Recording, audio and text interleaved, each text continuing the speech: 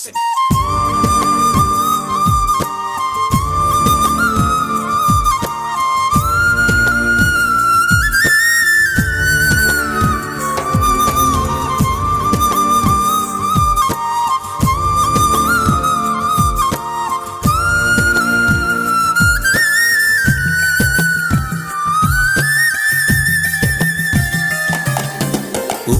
கடலோடு மேகம் உற்பத்தியானாலும் உப்பு தண்ணீரை மேகம் ஒருபோதும் சிந்தாது. மலையில் விழுந்தாலும் சூரியன் மரித்து போவதில்லை. நிலவு கூலியூட்டி தன்னை நீட்டித்துக் கொள்கிறதே.